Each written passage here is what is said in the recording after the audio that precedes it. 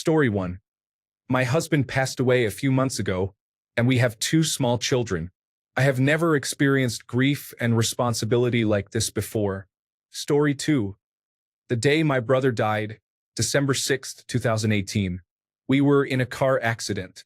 Although the worst of the accident was on my side of the vehicle, I was wearing a seatbelt. My brother was not. Story 3. The death of my wife. We first met when I was 19 and she was 18. We had 40 years and 8 days together. With 2 children and 1 grandchild. I now have 2 grandchildren. Somewhere over those 40 years, he and she became we, a single unit, us. Now it is just me. That is what split my life into 2 parts. Before and after. It has been 3.5 years, and I still haven't figured out the after part. Story 4. My mother's death, along with the loss of my father and all my grandparents by the age of 16, was profound. I was my mother's caregiver for 3 years. That all happened when I was 23 years old. Now I am 33, and if I could go back in time, I would take the hospital's offered grief counseling. It's not just about being sad because my mother died. The trauma has manifested in unexpected ways that I never anticipated and has somewhat ruined my future in life. If your hospital offers free grief counseling and secondary counseling after the loss of a loved one, take it. I wish I had. Story 5. When I realized no one is coming to save me. No magical job, no mystery check in the mail, no sudden burst of motivation. Just me versus my alarm clock now. Story 6. Losing my entire support group in one day made me realize that I had negative influences around me and that I needed to focus on supporting myself more. Story 7. When I was 22, I dropped out of college and moved back in with my parents in Missouri. I felt miserable, depressed, and high all the time, and I was a very angry and bitter person. One night, my friend and I blacked out and woke up to a text from a landlord asking if our move-in date next week was still okay. It turned out we had electronically signed a 6-month lease in Fairplay, Colorado. We packed everything we owned in my car and drove out there. I ended up living there for 6 years as a ski enthusiast and met the best friends I've ever had in my life. This led to thousands of incredible experiences and transformed me into a completely different person. I am so proud of where I am today and who I have become. Story 8. Getting hit by a car. I woke up in the hospital a month later with casts on my legs, many fractures, and a damaged brain. I spent most of a year in a brain injury rehabilitation hospital. Fortunately, I recovered well and returned to my life, though it was a bit different. That was almost 8 years ago. So far, so good. Story 9. My dad is my best friend and my absolute hero in life. He has been my best mate since I was old enough to follow him around. However, he is now suffering from early onset dementia, which has progressed rapidly and changed everything. I miss my friend, and now life feels different. Story 10. A relationship with a narcissist changes you profoundly. I am not the same person anymore. It destroyed my life as I knew it and literally altered my brain chemistry and my perspective on the world. Story 11. The death of my fiancé. I feel like I should add that it will be 21 years this November. He was killed in action in Iraq in 2004. I am happily married to a wonderful man and living an exceptional life. Grief that profound changes you. There's a clear distinction between before and after for me. Story 12. When my parents got divorced, everything felt normal and stable. Afterward, it was as if I had to grow up much faster than I wanted to. It changed how I viewed family, relationships, and even myself. Story 13. Surviving a car crash and losing my mother and grandfather feels like my life divided into 2. It is almost as if I am living a different life now, while the one before the crash exists in another world, from a different timeline, distant, inaccessible, and hazy like a dream. Story 14. Organizing a file drawer at my part-time job as a receptionist made me nervous. I worried my boss, who is also the business owner, would be upset with me for not asking permission first and using my own judgment. However, she noticed my efforts immediately and praised me, saying, "Oh wow, thank you. This looks great." At the time, I was in my early 20s and had just dropped out of community college after struggling significantly in high school and barely graduating. I had accepted that I was not capable of intentional success. My boss's comment that day was like a small pebble rolling down a hill, triggering a rockslide of change. I began to take initiative, tackle challenges, and gain confidence in my problem-solving abilities. I secretly started to suspect that I might be smart after all. Within a few years, I was managing the practice my boss owned. I went back to school, re-enrolled in classes I had previously failed, and developed effective study strategies. It wasn't always smooth sailing, but I never again doubted myself or thought of myself as lacking intelligence. I graduated from community college and went on to earn my bachelor's degree. Now, at 40, I have an amazing husband, children, and a career earning in the mid-six figures. 2 years ago, I was diagnosed with severe attention deficit hyperactivity disorder, which explains a lot about my past. I will always be grateful to my former boss for giving me that small yet significant compliment that pivoted my life in such a meaningful way. Her implicit belief in me and my potential was a paradigm shift in my life, and I don't think she will ever understand how much of a difference it made. Story 15. Since it's only sad stories, I thought I would share a good one for a change. I met my boyfriend, soon-to-be husband, about 2 years ago. We moved in together after the first date, and he changed my whole life for the better. I have never had a relationship this meaningful with someone, so this is my before and after. Story 16. Getting diagnosed with attention deficit hyperactivity disorder and finally starting medication and cognitive behavioral therapy split my life into a clear before and after. For the first time, things started to make sense. I wasn't just lazy, unmotivated, or broken. I had a framework, the right tools, and the chemical support to start untangling the chaos in my head. From that point on, everything began to shift. I went through a gastric sleeve surgery, something I had put off for years. I stopped coasting and started making real choices about the direction of my life. I quit a job that was draining the life out of me, even though it meant taking a pay cut, and found work that actually gives me purpose. I started prioritizing my own mental health, not as a luxury but as a necessity. Since then, it has been a constant process of rebuilding, reframing, and figuring out what life can actually look like when you are no longer just surviving. The after version of me is still in progress, but at least now I am steering the ship. Story 17.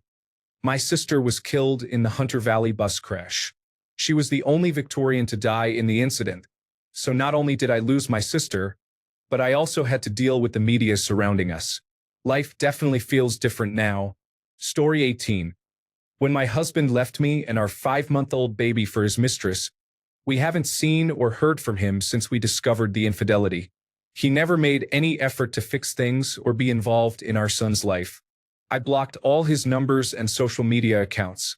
I finally feel at peace, no longer burdened by the constant worry of whether he is being unfaithful. Good riddance indeed. Story 19. Migraines, which occurred daily, were significantly debilitating and caused impairment to my cognitive functions.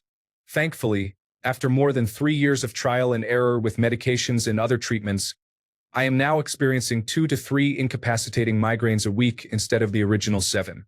Story 20. Being cheated on fundamentally changes your brain chemistry. I am better now, but you never truly recover from that kind of betrayal. Story 21. I sustained a head injury when I was 16. It resulted in a complete personality change, and I really appreciate the changes that followed. Story 22. Being diagnosed at 8 years old with chronic pancreatitis was a turning point. I realized that the abuse I experienced was not my fault, and I was stronger than allowing it to control my present and future. The births of all 3 of my children brought me joy. However, I faced the tragedy of losing my 3rd child to sudden infant death syndrome. Recently, I also experienced the death of my mother after 5 dedicated years of caregiving for her. Story 23. My life was definitely divided before and after the death of my only daughter, 24, at Christmas in a car accident. Now I live in 2 dimensions, here and beyond, from where she is protecting me. I only have to stand my ground here on Earth until the time comes, and then we will be together again. Story 24. Prenatal diagnosis of Down syndrome and a heart defect at 19 weeks. I was only 25 years old. I am now 39, my daughter is 13, and we are best friends. It all worked out, but it has been and continues to be life-altering. Story 25. Gaining over 100 pounds due to medical issues helped me realize who my true friends were and how my family treated me.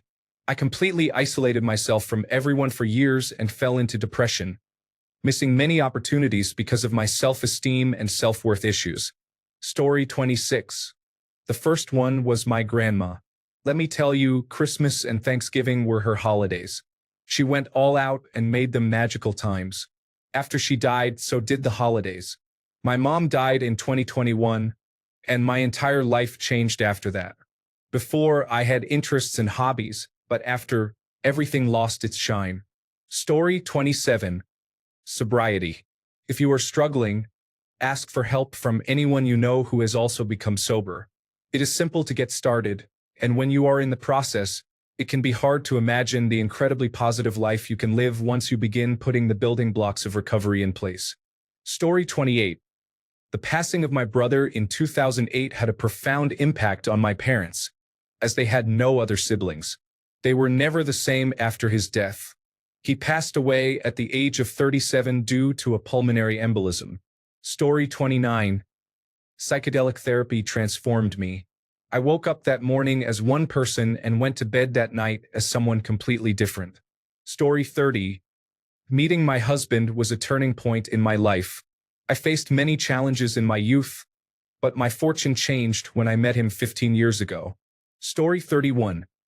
I came here thinking about my sister, who will always be 13. As I scroll through everything, I see people mentioning their mothers, fathers, sisters, and brothers. The number of lost loved ones is overwhelming. I struggle with depression, but this post has quieted my inner demons. If I were to leave, I could become one of those stories that change someone's life forever.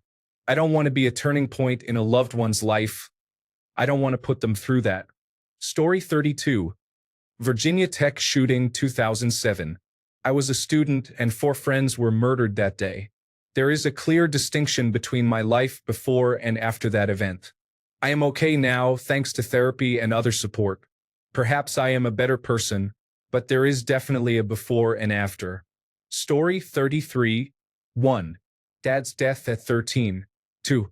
Moving to a different country at 14. 3. Older brother's death at 17. 4. Becoming agnostic or atheist and drinking alcohol in a Muslim country and household at 20.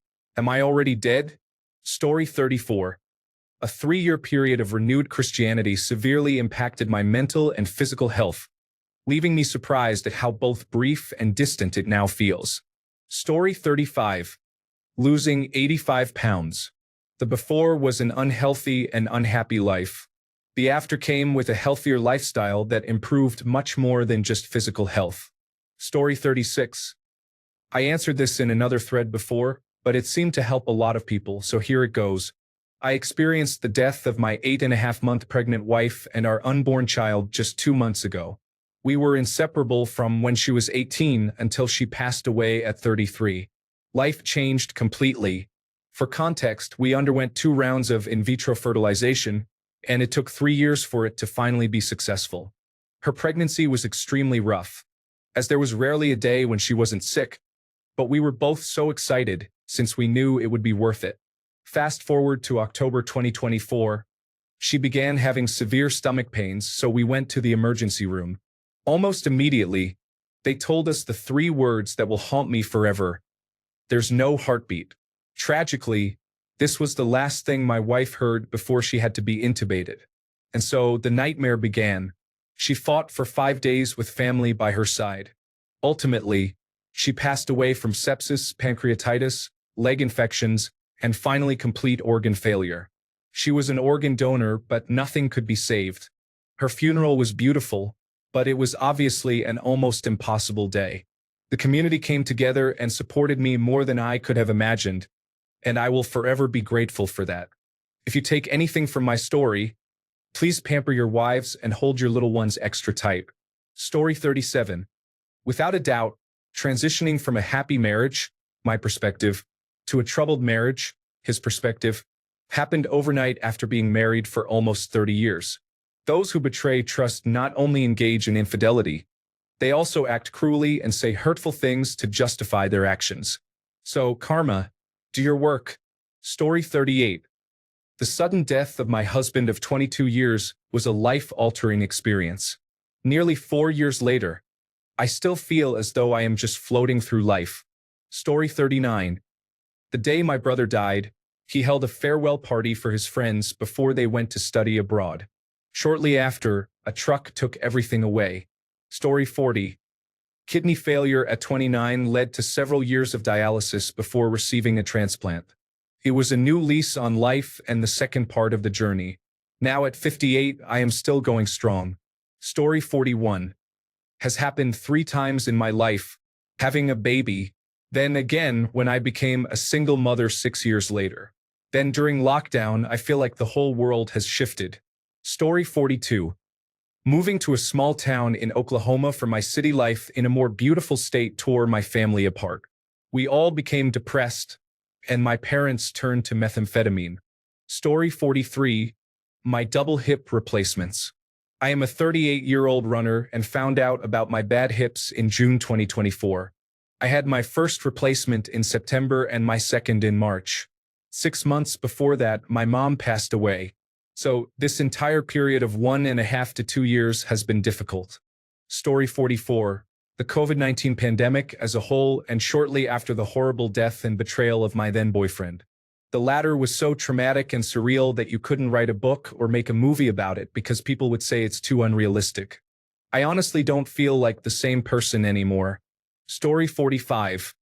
When I got COVID in 2023, I was a full-time college student. I was taking gym classes, serving as a teaching assistant, and on track to graduate within 4 years. However, during my junior fall semester of 2023, I contracted COVID and it greatly affected me. I developed long COVID and myalgic encephalomyelitis/chronic fatigue syndrome. During my junior year, I passed 2 classes, but I had to medically withdraw from the rest. I also had to reduce my work hours. I am still recovering. I walk with a cane and cannot function well after 3 p.m. If I overexert myself, I become ill. It is challenging. However, I am proud to say that in my senior year, I passed all of my classes. Unfortunately, due to my junior year setbacks, I need to extend my graduation date by 2 years to spring 2027, but that is fine. I am proud of myself and committed to staying strong. I feel fortunate to have the support of my mom and brother, and I know I will earn that diploma. Story 46. My third child. I pushed the limit a bit too far and decided to undergo a procedure. 2 children is good. Our family can manage 2 adults and 2 kids. We divide and conquer, with 1 parent for each child. The third child is just chaos and disrupts the balance. Story 47. Before my divorce from my ex-wife, I was a completely different person. After my divorce, I became a well-rounded man, and it was noticeable to those around me. Story 48. My father's business closed down with significant losses and debts. I took over the financial responsibilities for my family. I haven't been the same since. Story 49. I adopted a litter of 3 kittens on August 1st, 2020.